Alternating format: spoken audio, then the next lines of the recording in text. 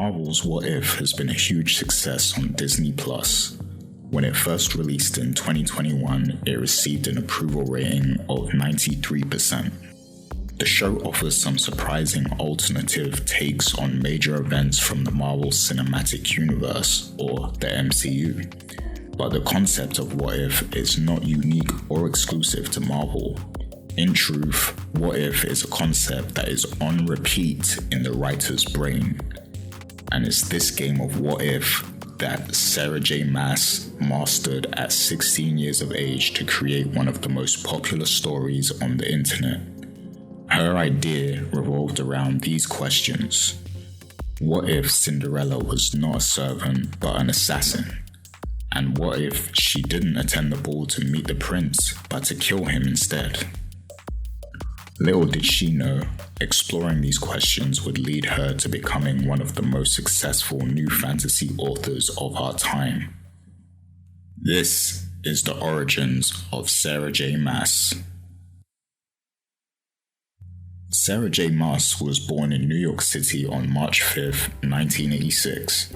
She grew up on the Upper West Side, where she had access to some interesting historical exhibitions at the local museums. One of her favorite natural history exhibitions was the one about the Temple of Dender. This temple is an ancient Egyptian temple built by the Roman governor of Egypt around 15 BC, as one of many Egyptian temples commissioned by the Emperor Augustus. This structure was one of many devices to fuel young Sarah's imagination. Maas's parents had a love for opera, and so Sarah grew a love for both opera and ballet. They were healthy interests for her young, developing mind. And it was at Dalton High School where she showed signs of who she would become. At Dalton, she showed her storytelling talents at school by coming up with alternate versions of popular stories in her draft notebooks. This was around the time she would develop the first increments of what would later become Throne of Glass. At 16 years of age, she thought about an alternate reality for a character like Cinderella, where she was an assassin instead of a servant.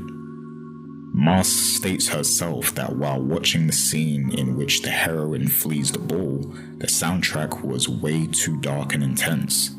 This led her to reimagine that it was either a thief or an assassin fleeing the palace. By continuing down this rabbit hole of creative thinking, Maas molded the idea into her own unique story. Before Maas could think about publishing her stories, she had an academic career to get through. She enrolled in Hamilton College, where she studied creative writing as her major and religious studies as her minor. Some would say this is a risky path to take in college, as the creative writing degree is rarely used for what it's romanticized for. But Maas's extensive passion for writing and her determination to work towards her dream allowed her to graduate magna cum laude. During her freshman year of college, Maas met her now husband Josh. When they graduated, they moved across the country to California to start their lives together. At this time, they were already engaged. Josh was always supportive of Sarah's writing, and this is something a writer could only hope for in a partner, because writers always face some level of adversity during their writing career. And for Maas, she faced judgment early on over her decision to write fantasy fiction. While attending Dalton, Sarah took part in a creative writing workshop. The class was headed by a traditionalist teacher who preached about selling copies of books out of the trunk of their car. Maas submitted the first draft of some other fantasy books she had been working on to be discussed during this class. Unfortunately, the teacher spent an entire 45 minutes ranting about how fantasy fiction isn't real fiction and is completely meaningless. The teacher even went on to call other fantasy authors hacks. She completely ripped into the genre of writing that Maas was so passionate about, and this made her want to avoid taking writing classes for a number of years until she took up her major. But showing pure passion for the craft, Maas did not let this negative experience stop her. it only intensified the burning passion within. She was determined to prove that fantasy could indeed touch readers in the same way traditionalist fiction did. And that leads us to the creation of Throne of Glass. The original name for Sarah J. Maas's debut novel was Queen of Glass.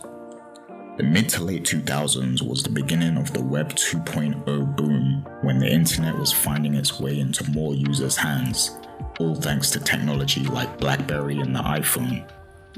Sarah J. Maas began publishing rough drafts of her story on fictionpress.com, and over the course of time, it became the most popular story on Fiction Press, with close to 7,000 reviews. Many times, writers are stuck in a cloud of self-doubt, wondering if their writing is even good enough to share with the world, or if anyone even wants to read it. But the buzz that Maas generated online was enough validation of her work. With a large base of readers enjoying her work for free, Maas started sending the story to agents to see if she could get it traditionally published. She would soon sign a deal with agent Tamar Rudzinski of the Laura Dial Literary Agency in 2009. And then in March 2010, Queen of Glass officially became Throne of Glass. The book was published and well received, resulting in Bloomsbury purchasing 2 additional books in the series. Eventually, the entire series would span 8 books, including a prequel collection. And what came next? A Court of Thorns and Roses. Akhtar is the series that reeled me into the world of Maas. Maas had already written the first book in the series back in 2009, but the book would not be published until 2015. Similar to Throne of Glass, Akhtar takes inspiration from another classic fairy tale, this time taking its inspiration from Beauty and the Beast. The story follows Feyre Archeron after she is brought into the fairylands of Prythian for murdering a fairy disguised as a wolf in the woods. Feyre learns that her captor is hiding far more than his piercing green eyes would suggest. Their animosity for one another soon turns to passion as Feyre learns the truth about Tamlin's struggles. The Akhtar series is known for its steamy love scenes that sometimes cause confusion for those under the assumption that the books are YA, young adult. This series probably best suits the new adult category for the simple fact that it's saucier than the Throne of Glass series. Currently, the series spans 5 books, A Court of Mist and Fury being my favorite one, and there is a TV series based on the books in the works for Hulu. It's an incredible feat that Maas is able to work on 2 lengthy series at the same time. During this same time period, she also worked on scripts for the TV show Akhtar and a collaboration with DC Comics for a Catwoman novel. She would also start work on her 3rd series, and this one was important as it would be her first foray into adult fantasy. The Crescent City series. When I first learned that Sarah J. Maas was working on an adult fantasy series, I was thrilled. House of Earth and Blood, Crescent City is Maas's 3rd fantasy series. After spending half of her life working on Throne of Glass, creating a brand new world presented many new creative challenges for Maas. But no challenge is too grand for a wild imagination. Maas had dedicated her entire life to writing at this point, and she would bring alive the story that was floating around in her mind for years. When asked by Christina Orlando at Tor Books about how different it was starting Crescent City, Sarah J. Maas said the following: "With Throne of Glass and A Court of Thorns and Roses, I had the luxury of years of letting those books sit and figuring out what I wanted to do with them, so I could really plan the twists and turns and revelations. But with this one, I don't have all those years. I need to be smart and figure out what I really want to happen." Although writing Crescent City took some planning, Sarah J. Maas leaned into her experiences growing up in New York City while writing the book, as protagonist Bryce Quinlan lives in a modern metropolitan city. Crescent City is an urban fantasy, and that means many of the technological systems in place didn't need to be explained. Instead, Maas focused heavily on the magic, lore, and relationships between the characters. House of Earth and Blood Crescent City was released in March 3rd, 2020, and for me, it was the perfect escapism during the early weeks of the COVID-19 lockdown. It was well received and it was ranked one of the top 20 science fiction and fantasy books of 2020 on Kobo. The sequel, House of Sky and Breath, released on February 15th, 2022. The third book, Crescent City, House of Flame and Shadow, is due for release on January 30th, 2024. So how exactly does Sarah J. Maas manage to write all of these different fantasy series? Especially considering that writing fantasy is one of the hardest genres because the writer always has to keep up with all of the details. Let's take a look at Sarah J. Maas's writing routine. Even before becoming a full-time writer, Maas was locking herself away to pound out words. But now that she has publishers and TV studios buying her work, it's even more important to maintain a solid writing schedule. Those who have attempted to write creatively know the challenges of keeping up with a writing schedule. Writing is no walk in the park. Writers must constantly bust their brains to come up with the perfect descriptions, dialogue, pacing, and scenes to keep readers interested, and therefore it can be draining to keep this routine going daily. This is what makes Sarah J. Maas's schedule impressive. The typical writing day in Sarah J. Maas's life consists of waking up and preparing breakfast. Her favorite breakfast is English tea, a glass of ice water, and a glass of freshly squeezed juice with a few slices of turkey bacon. After breakfast, she focuses on her administrative tasks, which, to a full-time writer, is considered the actual work part of the day. With all the important admin tasks out the way, Maas is free to lock herself away in her nest for hours, sometimes 12 hours, and write her heart out. On an episode of 88 Cups of Tea, Maas revealed that she managed to pump out over 18,000 words in one session. This is completely insane considering that my mind turns to mush after writing just 2,000 words in one sitting. Maas likes to keep some form of composition notebook on her desk. She uses this notebook to brainstorm ideas or work out the kinks if she gets stuck. So, what inspires Sarah J. Maas? Let's take a look at her inspirations. The stories of other authors are inspiring, especially when learning about the sacrifices made in order to produce such great work. But what's so intriguing is to learn about who or what inspires the author. In numerous interviews, Maas has expressed how inspired she is by pieces of music. In an interview with Steph Bow, Maas said the following: "Music, all kinds of music, but especially classical and movie scores. Every scene I've written was inspired by some piece or another, and listening to music often helps me sort out plot problems, build character arcs, and connect to the soul of my book."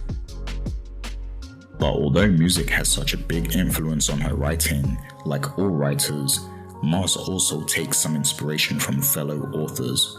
Some of the names include Suzanne Collins, Garth Nix, Robin McKinley, and Patricia A. McKillip. So what should we take from Sarah J. Maas's journey as a writer? To many onlookers, it can feel like highly successful authors are people of privilege. Some might think that these people were chosen or that their connections allow them to reach the heights of success.